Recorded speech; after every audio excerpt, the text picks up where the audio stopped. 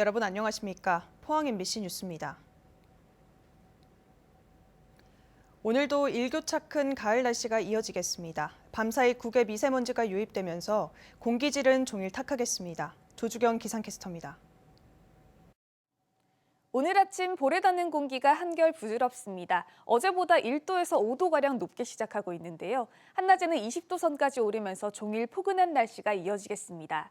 다만 미세먼지에는 주의가 필요합니다. 밤사이에 중국발 스모그가 유입되면서 종일 공기가 탁하겠는데요. 경북 동해안 전 지역 미세먼지 농도 나쁨 수준 예상됩니다. 이어서 자세한 오늘 날씨 보겠습니다. 오늘 아침 기온은 2도에서 10도 분포로 시작하고 있습니다. 한낮 기온은 포항과 경주, 영덕 19도, 울진 20도까지 오르면서 낮 기온도 어제보다 1도에서 3도가량 높겠습니다. 울릉도와 독도에는 가끔 구름 끼겠습니다. 한낮 기온 울릉도와 독도 17도까지 오르겠습니다. 동해바다의 물결은 0.5에서 최고 2m로 계속해서 잔잔하게 일겠습니다. 내일까지는 계속해서 포근한 날씨가 이어지다가 일요일과 월요일 사이 비가 내린 뒤 급격하게 추워지겠습니다. 다음 주 화요일 포항의 아침 기온은 1도까지 뚝 떨어질 전망입니다. 날씨였습니다. 올해 수능은 국어와 수학에서 선택 과목이 생기는 등 지난해와 비교해 많이 달라졌습니다. 이 난이도를 평가하는 데 있어서는 지난해보다 어려웠다는 분석이 많습니다. 보도에 권윤수 기자입니다. 수능을 마치고 시험장을 빠져나오는 수험생들의 표정이 다소 어둡습니다. 1교시 국어 영역이 어려웠다는 반응이 많았습니다. 국어가 어려워가지고 뒤에 과목 하는데 좀 흔들린 게 있었던 것 같아요. 국어는 좀 시간이 좀 모자랐고 수학은 좀 어려웠던 것 같고 나머지는 좀 평이했던 것 같은데. 입시학원들도 국어 영역 문제가 어렵게 출제된 지난해 수준과 비슷하게 나왔다고 분석했습니다. 수학도 지난해보다 어려웠다는 분석이 많았습니다. 다만 최상위 학생의 변별력을 가리는 고난도 문제 대신 중하위권 학생의 실력을 확인하기 위한 중간 수준의 문제가 늘어난 것으로 나타났습니다. 상위권보다 중하위권 수험생들이 체감적으로 더 어렵다고 느꼈을 것으로 보입니다. 수학 영역의 난이도는 쉬웠던 지난해 수능보다 어렵게 출제되었고 최근 6월, 9월 모의평가 때와 비슷한 어려운 수준으로 어렵게 출제된 것으로 보입니다. 지난해 전체의 12.6%가 1등급을 받았을 정도로 쉽게 출제됐던 영어가 올해는 어렵게 출제됐습니다. 올해 새롭게 도입된 국어 영역과 수학 영역의 선택 과목은 평이한 수준으로 출제됐습니다. 수학의 경우 확률과 통계, 미적분, 기하 중 한 개를 선택해서 풀어야 하는데 이 선택 과목에 따라 이과가 유리할 것이라는 예측이 많았습니다. 이런 유분리 문제를 완화하기 위해 쉽게 나왔다는 분석도 나옵니다. 입시 전문가는 가채점한 결과를 바탕으로 원하는 대학에 정시로 합격하기 어렵다고 판단하면 논술과 면접고사 준비에 최선을 다해야 한다고 조언합니다. MBC 뉴스 권윤수입니다. 파업 위기를 맞았던 포항 시내버스 업체 코리아와이드 포항 노사가 임금 협상에 합의했습니다. 포항시는 시내버스 노사가 경북지방노동위원회의 중재를 거쳐 임금 월 11만 원 인상, 학예휴가비 15만 원 인상, 대학교 학자금 연 130만 원 지원을 골자로 한 임금 협상안에 사실상 합의했다고 밝혔습니다. 이번 합의안은 지난 16일 포항시가 중재한 잠정 합의안으로 지난 15일 노조원 투표에서 부결됐지만 진호의 중재를 거쳐 최종 확정됐습니다. 경주시청 공무원 한 명이 어제 코로나19 확진 판정을 받아 시청 공무원 가운데 확진자가 추가 발생하지 않을까 우려가 커지고 있습니다. 확진자는 경주시 본청 팀장급 간부 공무원으로 경주시는 해당 부서 22명에 대해 전수 검사와 함께 자택에서 대기하도록 조치했고 유증상자가 있는지 조사하고 있습니다. 한편 그제 확진자 1명이 발생한 경주의 대형 유치원은 220명에 대한 전수검사 결과 모두 음성으로 나왔습니다. 한편 어제 포항에서는 코로나19 확진자가 1명도 나오지 않았습니다. 포항의 한 자동차 대리점 직원이 노조 가입을 이유로 갑질을 당하고 업무에서 배제됐다는 주장이 제기됐습니다. 이 노조는 노동당국에 문제를 제기했지만 형식적인 조사로 억울한 사정이 제대로 밝혀지지 않았다며 노동부를 규탄했습니다. 배현정 기자입니다. 포항의 한 자동차 대리점. 이곳에서 2001년부터 일해온 장유정 씨는 대리점주의 괴롭힘을 견디다 못해 고용노동부에 고소장을 냈습니다. 장 씨는 허드렛 일을 시키거나 업무에서 고의적으로 배제하는 괴롭힘 행위가 자신이 노조에 가입한 올해 1월부터 시작됐다고 주장합니다. 처음에는 그런 게 뭐라고 이제 말을 받아들이기도 좀 힘들었고 그냥 그런 얘기 들으면 손발도 떨리고 지금도 얘기하면서 좀 그 상황이 좀 생각이 나서. 노조에 가입한 다른 직원들도 지난해 사실상 주수입원인 당직 근무에서 고의적으로 배제돼 상습적인 임금 차별까지 받았다고 주장합니다. 이들은 지난해 8월부터 6개월여 동안 당직을 서지 못해 모두 2천여만 원의 임금을 받지 못했다고 밝혔습니다. 집안에 생활을 하는 데 있어가지고 자녀들이라든지 학자금도 있고 생활하는 비용도 있는데 그 부분이 줄어드니까 그럼 어떻게 하겠습니까? 좀 모아둔 돈으로 쓰고 아니면 좀 대출을 하든지. 노조는 직원들이 노조에 가입하고 성과급을 요구하며 사측과 대립했다는 이유로 사측이 보복성 업무 배제를 한 것이라고 비판했습니다. 노동조합을 한다는 이유만으로 당직 배제를 시켜서 임금을 주지 않고 그걸로 인해서 노동조합을 탄압하려는 그런 데 활용했다고 저희는 보고. 노조는 당직 근무 배제가 부당노동 행위라며 노동당국에 구제 신청을 했지만 모두 기각됐다며 수사가 졸속으로 이뤄졌다고 비판했습니다. 6개월 동안 당직 배제를 당했지만 노동당국은 한 달치만 조사하는 데 그쳤다며 형식적인 조사라고 주장했습니다. 이해할 수 없게 노동부 감독관이 당직 배제 기간을 8월 1일부터 8월 31일까지로 축소를 했습니다. 그래서 그 축소된 사실로 사건이 송치가 됐는데 해당 자동차 대리점은 당직 근무 배제는 정당한 사유로 진행됐고 노조 가입을 이유로 근무에서 배제시킨 적은 없다는 입장을 밝혔습니다. MBC 뉴스 배현정입니다. 포항 환호공원에 설치되는 체험형 구조물 스페이스워크 준공식이 어제 열렸습니다. 스페이스워크는 높이 25m, 트랙 길이 333m, 계단 수는 717개에 달하는 대형 구조물로 트랙을 따라 걸을 수 있는 체험형 구조물입니다. 동시 수용 인원은 210명으로 진도 6.3의 지진을 견딜 수 있도록 내진 설계돼 있습니다. 스마트 농업과 기후변화 등 농업 환경 변화에 대응하기 위한 경주시 신농업 혁신타운이 2023년까지 경주시 내남면에 들어섭니다. 사업비 271억 원을 들여 21만 제곱미터 부지에 스마트 농업 교육센터와 청년 창업 실습장, 아열대 농업관과 작물 시험 재배장을 조성합니다. 또 국비가 확보된 농산물 가공센터와 낙동강 수계 사업 공모로 선정된 친환경 식물 영양센터도 함께 조성됩니다. 남성 위주의 농촌 현실에서 여성 농민의 권리를 보장하기 위해 지난 2016년 공동 경영주 제도가 시행되는데요. 이 제도 시행 5년째인데도 여전히 유명무실하다는 지적이 나오고 있습니다. 김서연 기자입니다. 상주에서 남편과 함께 쌀 농사를 짓고 있는 53살 이봉숙 씨. 28년 만에 처음으로 올해 공동경영주로 이름을 올리고 농업인으로 당당하게 인정받았습니다.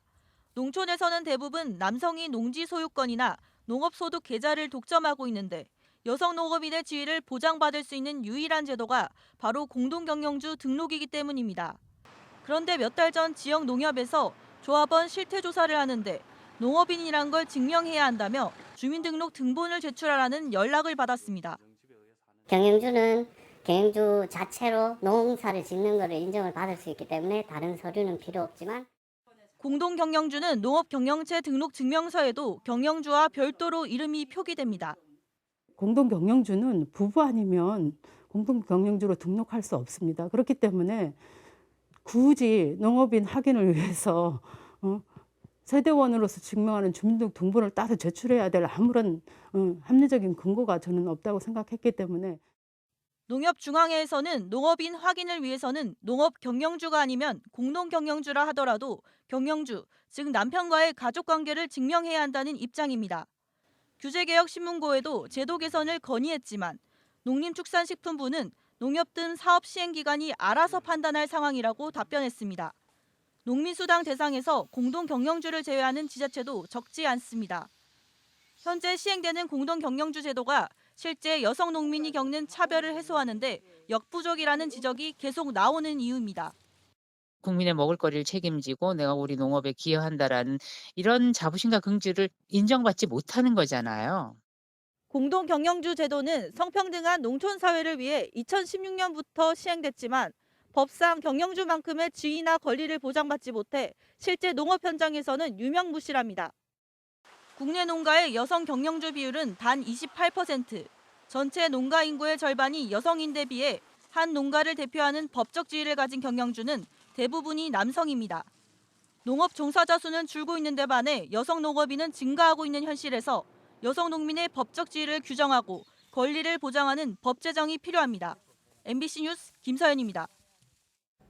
경상북도의 R&D 지원을 전담할 경북과학산업기획평가원은 당초 용역 결과 입지평가 1순위로 나온 포항에 설립되어야 한다는 주장이 제기됐습니다. 이채구도 의원은 어제 경상북도 과학산업국에 대한 행정사무감사에서 지난 2019년 7월 완료한 기관 입지 선정을 위한 용역에서 포항이 1위를 차지했지만 석연찮은 이유로 2순위인 구미의 장점이 부각돼 결국 도지사 결재 문서에는 구미로 입지 선정 검토라고 연구 용역 결과가 왜곡 보고됐다고 설명했습니다. 이런 우여곡절을 겪으면서 경북과학산업기획평가원 설립 추진이 답보 상태에 놓여 있는 만큼 경북도는 하루빨리 해당 기관을 포항에 설립해야 한다고 이 의원은 주장했습니다. 한국문화재돌봄협회는 경주 양동마을에서 전통어가 이영 기술 전수 교육을 실시했습니다. 양동마을 400여 채 전통가옥 가운데 250채가 초가집으로 이번 교육에는 전국문화재돌봄사업단에서 20여 명이 참가해 초가 이영 교체 전 과정을 교육했습니다. 한국문화재돌봄협회는 올해 조경과 미장, 기화 등 문화재 보수 교육을 총 75회 1,900여 명에 대해 실시했습니다. 권영진 대구시장의 복지와 관련된 공약이 13개나 축소됐습니다. 이 전국 시장과 도지사 가운데 가장 많이 줄어든 건데요. 좀 더 들여다보니까 여성과 어르신, 학생 등 모든 복지 분야 예산이 줄어들었습니다. 유독 건물을 짓는 복지 예산만 늘었습니다. 윤영균 기자가 취재했습니다. 취재진이 지난해 말 기준 보궐선거가 치러진 서울과 부산을 제외하고 전국 15개 시도 홈페이지에 올라있는 자료를 분석했습니다. 권영진 대구시장이 후보 때 했던 약속보다 축소된 복지제도는 13개로 공동 2위인 경기도와 전라남도, 4위인 경북보다 2배 이상 많은 전국 1위입니다. 대구에 공공산후조리원을 설치하겠다는 공약은 80억 원에서 8억 원, 10%로 줄었습니다.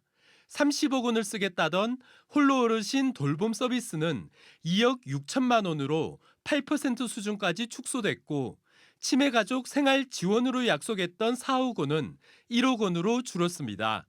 학생들에게 친환경 급식을 지원하겠다고 했지만 정작 예산은 37%를 깎았고 물 복지를 위한 음수대 지원 예산 역시 3분의 1을 줄였습니다.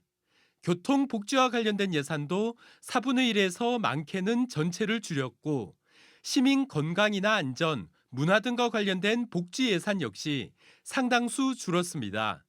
복지 관련 예산이 늘어난 2개 부문도 따져볼 점이 많습니다. 교통복지에 해당하는 주차공간 예산이 635억 원에서 50억 원 더 늘었고 75억 원이던 대구시민복지플라자 예산은 무려 3배나 증가했습니다. 대구시가 대구시민복지플라자를 만들겠다는 자리에 직접 나왔습니다. 제 옆으로 옛 징병검사장 건물이 보이는데요. 내년에 이 건물을 철거하고 지하 1층, 지상 4층 규모의 새 건물을 지을 예정입니다.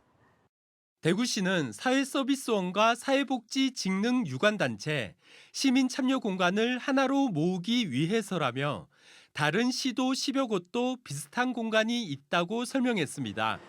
하지만 당초 공약 예산 75억 원으로도 다른 시도 규모로는 충분히 만들 수 있습니다.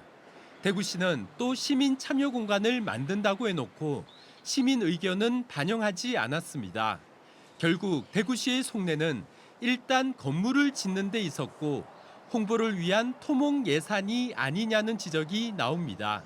그 내용은 대단히 빈약하고 또 또 시민 참여 공간의 복지 역상안을 만들었고 하지만 시민의 여론을 전혀 수렴한 적이 없고 또 어떻게 보면 이 건물 자체가 공공인지 공공이 민간에 세대로 사는 건지 구분조차 안 되는 되게 부실한 지금 계획을 예산만 3배 지금 뻥튀기 돼 있는 그런 상태로 보여집니다. 대구시는 축소된 복지 공약 상당수는 비슷한 내용의 국비 사업이나 자체 사업으로 대체해 복지가 후퇴한 게 아니라고 해명했습니다. 하지만 줄인 예산이 다른 복지 제도에 투입된 것도 아니고 눈에 잘 띄는 사회 간접자본 공약 예산은 늘어난 만큼 대구시의 해명은 궁색해 보입니다. MBC 뉴스 윤용균입니다. 경북 여성정책개발원은 영유아 양성평등의식 함양을 위해 도내 유치원과 어린이집을 대상으로 찾아가는 인형극을 시행합니다. 여성정책개발원은 동아 아기돼지 삼형제를 3남매로 각색한 인형극을 통해 영유아들이 자연스럽게 사회적 역할을 습득하고 양성평등 의식을 기를 수 있도록 했다고 설명했습니다. 개발원은 예산 추가 확보를 통해 현재 청도와 성주 등의 시험 실시한 인형극을 경북 전 지역을 대상으로 확대하겠다고 밝혔습니다. 포항 MBC와 포스코 PHP 봉사단, 포항시 자원봉사센터 등은 포항시 죽장면 현내리에서 준공식을 열고 올해 사랑의 집 고쳐주기 사업을 마무리했습니다. 올해는 3,500만 원의 예산을 들여 지난 9월부터 어려운 이웃 6가구에 대해 집 고쳐주기 봉사 활동을 펼쳤습니다. 지난 2009년부터 13년간 이어지고 있는 사랑의 집 고쳐주기 사업을 통해 186가구가 혜택을 받습니다. 포항시가 임산부나 청각장애인 등 휠체어를 이용하지 않는 교통약자를 위해 내년부터 동행택시를 도입합니다. 현재 운영 중인 동행콜은 휠체어 탑승 설비가 장착된 차량인데 이용객의 65%를 차지하는 비휠체어 교통약자가 이용하기엔 구조상 불편함이 있었습니다. 이에 따라 포항시는 개인 택시와 임차 계약을 맺고 동행택시 5대를 시범 도입해 운영할 계획입니다.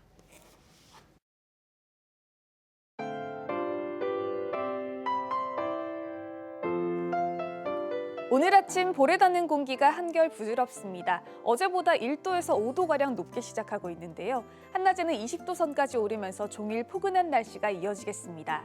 다만 미세먼지에는 주의가 필요합니다. 밤 사이에 중국발 스모그가 유입되면서 종일 공기가 탁하겠는데요. 경북 동해안 전 지역 미세먼지 농도 나쁨 수준 예상됩니다. 이어서 자세한 오늘 날씨 보겠습니다. 오늘 아침 기온은 2도에서 10도 분포로 시작하고 있습니다. 한낮 기온은 포항과 경주, 영덕 19도, 울진 20도까지 오르면서 낮 기온도 어제보다 1도에서 3도가량 높겠습니다. 울릉도와 독도에는 가끔 구름 끼겠습니다. 한낮 기온 울릉도와 독도 17도까지 오르겠습니다. 동해바다의 물결은 0.5에서 최고 2m로 계속해서 잔잔하게 일겠습니다. 내일까지는 계속해서 포근한 날씨가 이어지다가 일요일과 월요일 사이 비가 내린 뒤 급격하게 추워지겠습니다. 다음 주 화요일 포항의 아침 기온은 1도까지 뚝 떨어질 전망입니다. 날씨였습니다. 이상으로 포항 MBC 뉴스를 마칩니다. 시청해주신 여러분 고맙습니다.